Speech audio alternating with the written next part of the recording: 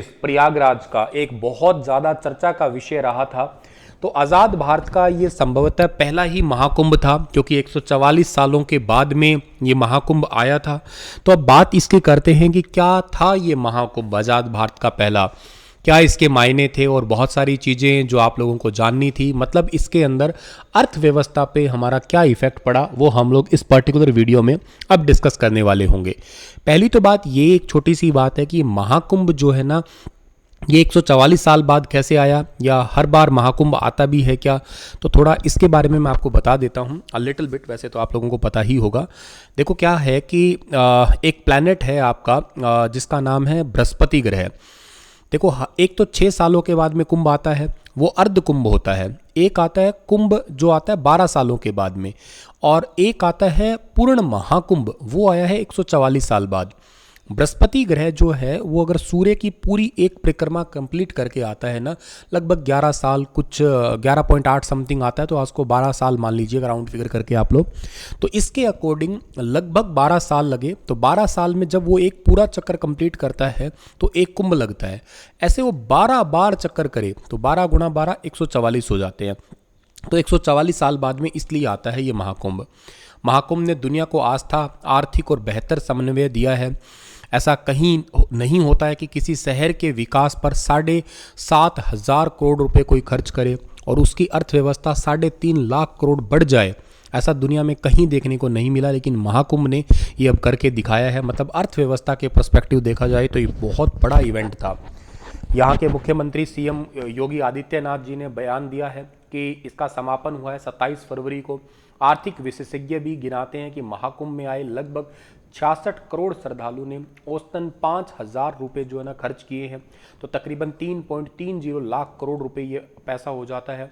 और अनुमान के मुताबिक महाकुंभ के दौरान श्रद्धालुओं ने परिवहन पे लगभग 1.5 लाख करोड़ रुपए खर्च किए हैं। खान पान पे लगभग 33,000 करोड़ खर्च किए गए हैं।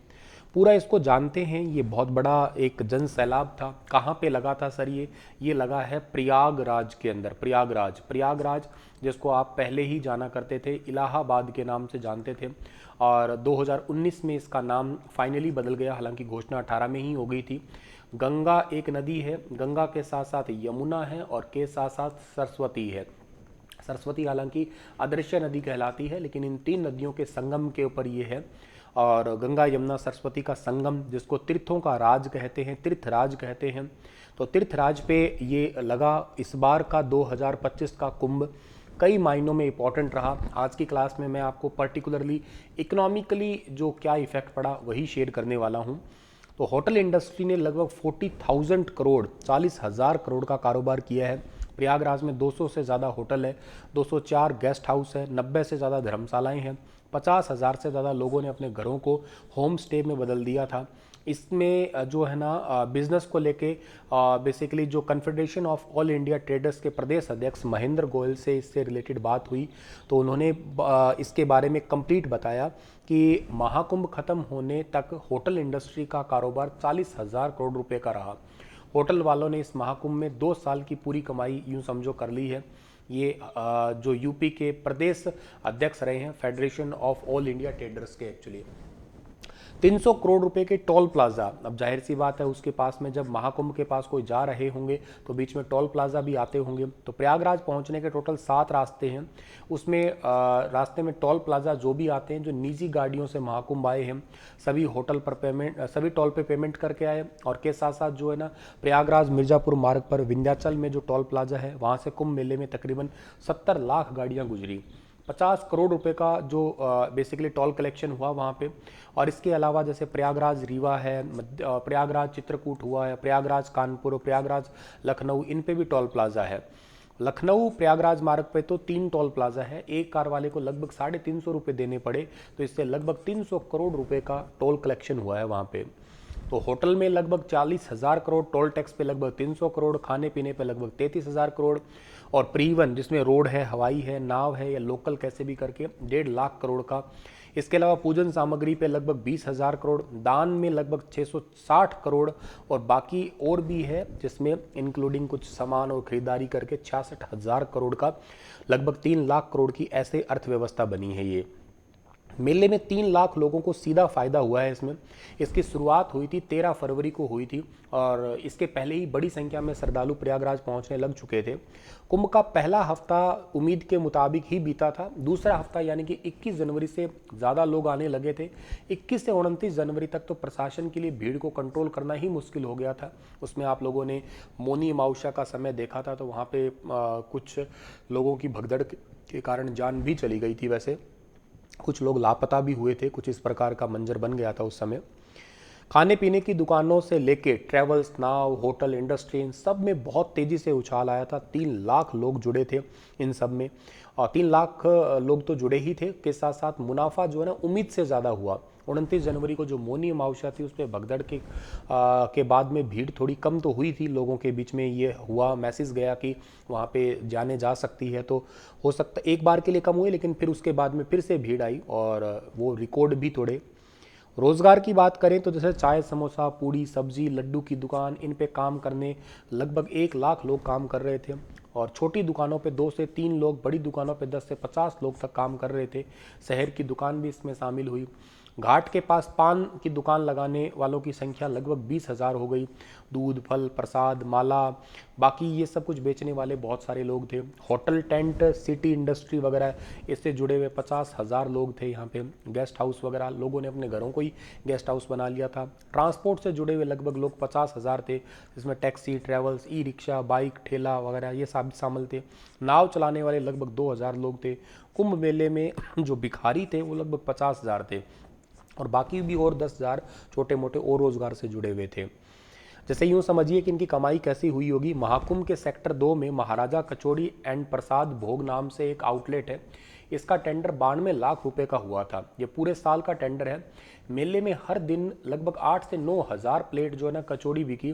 एक प्लेट का लगभग 50 रुपये रेट था, और इसके अलावा लड्डू, चाय, पानी, बोतल, इनकी भी बिक्री हुई। अनुमानित लगभग हर रोज़ 5 लाख रुपए से ज़्यादा ये कमा रहे थे। हालांकि इसके बारे में बहुत अच्छे से कैमरा के आगे इन्होंने बताया तो नहीं है, लेकिन 92 लाख रुपए का साल का टेंडर लिया था इन्होंने, और इतने दिनों में ही इन्होंने ये पैसे ऑलमोस्ट पूरे किए। 5 लाख रुपए पर डे कमा रहे थे ये।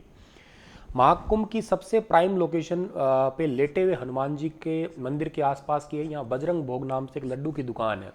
इस संचालक ने बताया कि हर दिन 2 से 3 टन लड्डू बिके। रोज़ 3 लाख की लगभग दुकानदारी हुई, और 48 लोग जो है ना दुकान पे काम कर रहे हैं। यहाँ यूँ समझो कि 160 रुपये किलो जो है ना वो लगभग लड्डू मिलते हैं। उसकी कीमत लगभग 280 रुपये किलो हो गई, जिससे मुनाफा जो है ना लगभग वो भी 50-50 का रहा। और 500 मीटर जो संगम से पहले थाना भी है, इसी के पड़ोस में बलिया के सुशील गुप्ता पकोड़े, समोसे, कचौड़ी की दुकान लगाते हैं। इस दुकान पे जो है ना बेसिकली यूँ कह सकते हो कि 6 दिसंबर से दुकान लगाई और 400-500 प्लेट कचौड़ी रोज़ बिकी। लगभग हर दिन 30 से 35,000 रुपये जो है ना कमाते थे। तो हमने मुनाफे के बारे में पूछा तो 60% लागत, बाकी सारी कमाई, मतलब 40% कमाई। श्रद्धालु ने खर्चा कितना किया, तो ट्रेन के जरिए जो एक आदमी आया वो लगभग 1,000 रुपये औसतन खर्चा किया। 500 रुपये खाने पे, 1,000 रुपये लगभग रहने पे। हवाई जहाज से आए व्यक्ति लगभग यात्रा पे 20,000, खाने पे 5,000, रहने पे लगभग 5,000। निजी वाहन से आए वो यात्रा में लगभग 4,000, खाने पे 1,000 रुपये, रहने पे लगभग 2-1 हज़ार रुपये। ठेला खींचने वाले भी बहुत बेनिफिट में रहे। इन्होंने कहा कि पहले कोई इज्जत नहीं होती थी, लेकिन इस बार तो ठेले में भी हर रोज़ के 2 से 3 हज़ार रुपये कमाते थे। करीब 500 ठेले वाले थे, सवारियाँ ढोने में लगे हुए थे। 3,000 रुपये तक कमा लेते हैं कहते हैं हर रोज़ के। और इसके अलावा जो है ना 8,000 दुकानों का अलॉटमेंट भी था यहाँ पे।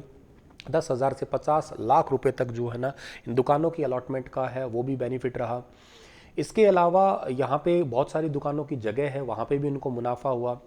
मेला प्राधिकरण को जमीन अलॉटमेंट से भी लगभग 44 करोड़ जो है वो रुपए मिले हैं। जैसे कि ये मनोरंजन जोन के पैसे मिले, इसके अलावा जैसे पार्किंग के लिए, फूड जोन के लिए, फूड स्टॉल के लिए, मिल्क बूथ है, ऐसे कई सारे टोटल लगभग 44,000 करोड़ रुपए बेनिफिट हुआ। ठेले खींचने वाले हैं, अब दूर दूर तक थे तो इनको ये बहुत ज़्यादा हाई चार्ज कर रहे थे। कई कई तो 5-5 हज़ार, 7-7 हज़ार रुपये तक ले रहे थे और देने भी पड़ रहे थे।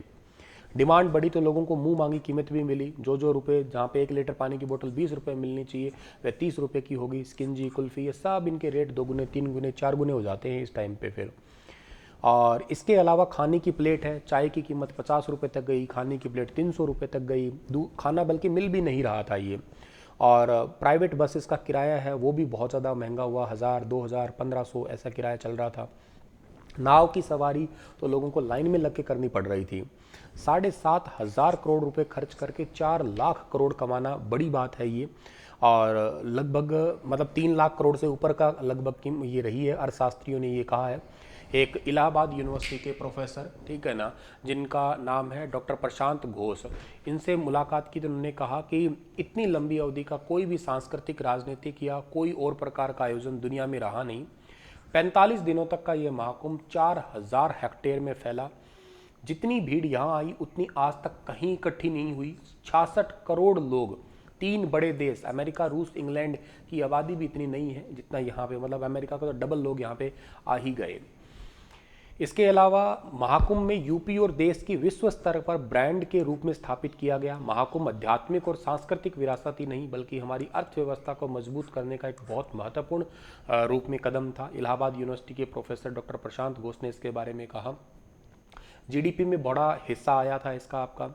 नगर विकास विभाग से 22 टीमें जो स्टडी कराई गई तो पूरा डेटा लिया गया इसका, और भी कुछ और पता इकोनॉमी का बेनिफिट होगा, पता लगेगा। हालांकि इसमें एक नेगेटिव वीडियो भी सामने आई। लोगों ने पैसे कमाने के पॉजिटिव तरीके तो थे ही थे, एक नेगेटिव तरीका भी था कि महाकुंभ में जो नहाती हुई महिलाओं के वीडियो बनाने वाले आरोपी भी गिरफ्तार हुए हैं। तो ये यूट्यूब वगैरह पे अपलोड कर रहे थे। इस तरीके से मतलब फॉलोवर्स बढ़ाना या पैसे कमाने का तरीका जो है ना अपनाया था लोगों ने।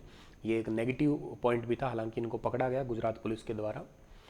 और यहाँ के मुख्यमंत्री जी योगी आदित्यनाथ जी ने सफाई कर्मियों और स्वास्थ्य कर्मियों को 10,000 का बोनस दिया है। के साथ साथ महाकुंभ में सीएम योगी का ऐलान किया है, बीमा प्रमाण पत्र भी इनको दिया जाएगा। रिकॉर्ड भी बने थे यहाँ पे। मोदी जी ने इसके ऊपर कहा है कि वैसे कोई कमी रह गई है तो माफ़ करना, इतना बड़ा आयोजन आसान नहीं था, ना कोई शासक ना प्रशासक, ये बस जनता के द्वारा ही किया गया। खुद मोदी जी 5 फरवरी को गए थे यहाँ पे। वर्ल्ड मीडिया ने भी लिखा है, the wall of street journal ने कहा है कि महाकुंभ मेले में अमेरिका की पूरी आबादी से ज़्यादा तीर्थयात्री आए थे, और ये 23 फरवरी को इन्होंने लिखा था। इसके अलावा CNN ने भी लिखा था, उत्तर प्रदेश में बुधवार को दुनिया का सबसे बड़ा धार्मिक जो है ना समागम के रूप में समापन हुआ है। 45 दिनों में 60 करोड़ से ज़्यादा लोग यहाँ पे आए। फ्रांस 24 ने भी लिखा, 2 भगदड़ की घटनाओं में दर्जनों लोगों की मौत के बाद भी इतना बड़ा आयोजन हुआ, इतने अच्छे लेवल पे हुआ। इसके अलावा न्यूयॉर्क टाइम्स ने भी लिखा, महाकुंभ मेला जो है ये हर 12 साल में उत्तर प्रदेश प्रयागराज में लगता जरूर है, लेकिन ये तो 144 साल का था, तो काफ़ी अच्छे तरीके से आयोजन किया गया। इंडिया द डेली गैजेट्स ने भी लिखा है इसके बारे में। और इसके अलावा नेशनल जियोग्राफिक ने भी इसके बारे में लिखा है, ये भारत में गंगा नदी चमकीले रंगों से सारोबार है, लाखों हिंदू तीर्थयात्री यहाँ संगम में डुबकी लगाई थी। तो ये पूरा कंप्लीट एनालिसिस था जो इकोनॉमी से रिलेटेड था। आपका क्या व्यू है इसके बारे में आप बताइएगा। मिलता हूँ फिर आप लोगों को किसी और सेशन में, तब तक के लिए राधे राधे।